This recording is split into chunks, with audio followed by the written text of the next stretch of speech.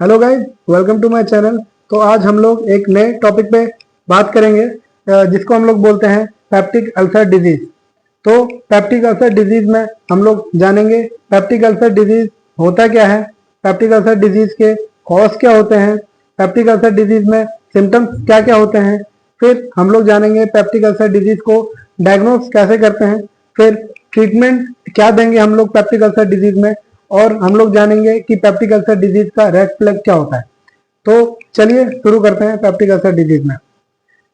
Peptic ulcer disease, peptic ulcer disease का मतलब होता है आपका स्टमक, यानी स्टमक पेट के अंदर एक ऑर्गन होता है जिसको हम लोग स्टमक बोलते हैं, या फिर इंटेस्टाइन।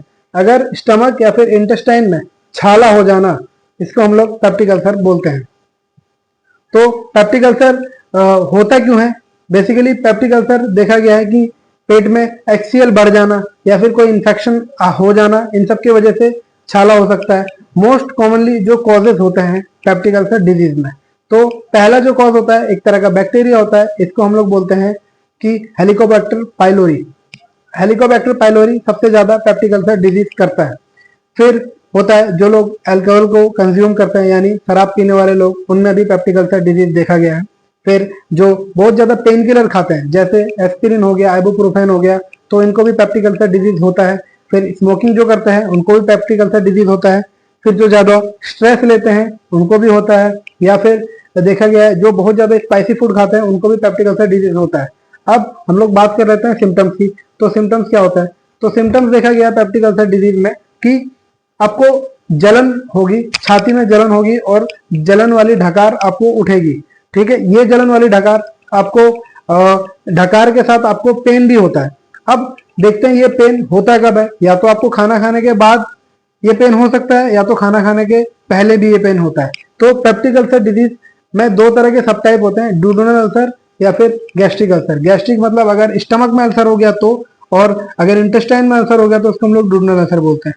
अगर खाना खाने के बाद, अगर खाना खाने के बाद जो अल्सर का पेन था या फिर जलन था वो अगर ठीक हो जाता है तो उसको हम लोग डुओडेनल अल्सर बोलते हैं।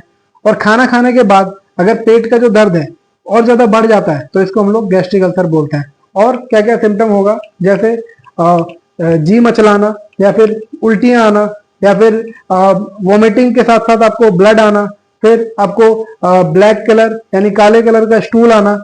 अब हम लोग देख लेते हैं डायग्नोसिस क्या होता है। तो डायग्नोसिस के लिए जब आप डॉक्टर के पास जाते हो तो डॉक्टर आपको सबसे पहला जो टेस्ट होता है इसको हम लोग बोलते हैं H pylori test. H pylori test में हम लोग H पाइलोरी यानी जो बैक्टीरिया है इसको हम लोग यूरिया ब्रेथ टेस्ट में देखा जाता है, या फिर स्टूल का कल्चर करवाते हैं, या फिर स्टूल या फिर स्टमक का बायोप्सी करवाते हैं। फिर हम लोग अल्सर को देखने के लिए एंडोस्कोपी करते हैं। एंडोस्कोपी में माउथ के थ्रू कैमरा डाल करके अल्सर की लोकेशन का पता लगाया जाता है और अल्सर कितना बड़ा है इसका पता लगाया जाता है। अब हम लोग बात कर लेते हैं कि ट्रीटमेंट क्या होता है।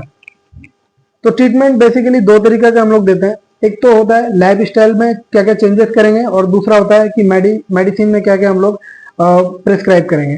तो मेडिसिनल जो ट्रीटमेंट होता है इसमें हम लोग देते हैं सबसे पहला जो फर्स्ट लाइन जो ड्रग्स होता है इसको हम लोग बोलते हैं PPI यानी प्रोटोन पंप इनिबिटर।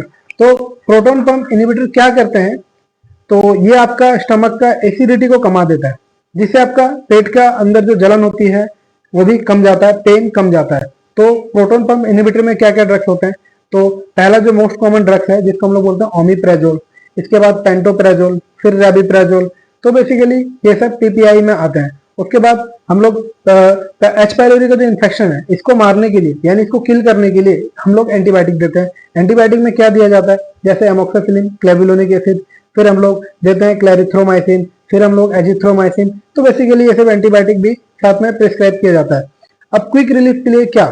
तो देखा गया है जब आपको बहुत ज्यादा पेट में दर्द या फिर बहुत ज्यादा जलन हो रहा है तो क्विक रिलीफ के लिए हम लोग एंटासिड देते हैं। अब आता है लाइफ स्टाइल में क्या क्या चेंजेस करेंगे।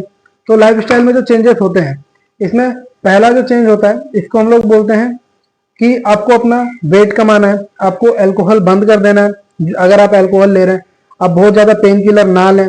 फिर अगर आप स्मोकिंग करते हैं तो स्मोकिंग भी आपको बंद करना पड़ेगा। फिर थोड़ी थोड़ी देर में छोटे छोटे अमाउंट में खाना खाना पड़ेगा। आप अगर बहुत ज्यादा स्ट्रेसफुल काम करते हैं या फिर बहुत ज्यादा स्ट्रेस में रहते हैं तो स्ट्रेस को भी आपको कमाना पड़ेगा। उसके बाद हम देखते हैं कि रेड फ्लैग क्या होता है? रेड फ्लैग यानी आपको अगर पेप्टिक अल्सर डिजीज है तो किस किस कंडीशन में आपको डॉक्टर के पास जाना पड़ेगा। आपको अगर बहुत ज्यादा पेट के अपर एब्डोमेन यानी छाती के नीचे जो हिस्सा है वहां पे अगर बहुत ज्यादा पेन या फिर जलन हो रही है तो आपको डॉक्टर के पास जाना चाहिए। आपको अगर वोमिटिंग में ब्लड आ रहा है तो आपको डॉक्टर के पास जाना चाहिए। आपको ब्लैक कलर का स्टूल आ रहा है तो आपको इमीडिएटली डॉक्टर के पास जाना चाहिए। तो आज के वीडियो में इतना ही हुआ। आशा करता हूँ आप लोगों को पेप्टिक अल्सर के बारे में नॉलेज आई होगी। तो अगर आपकी कोई क्वेरी है तो प्लीज आप कमेंट बॉक्स में ड्रॉप कर दीजिए और मेरे चैनल को लाइक एंड सब्सक्राइब कीजिए। Thank you so much.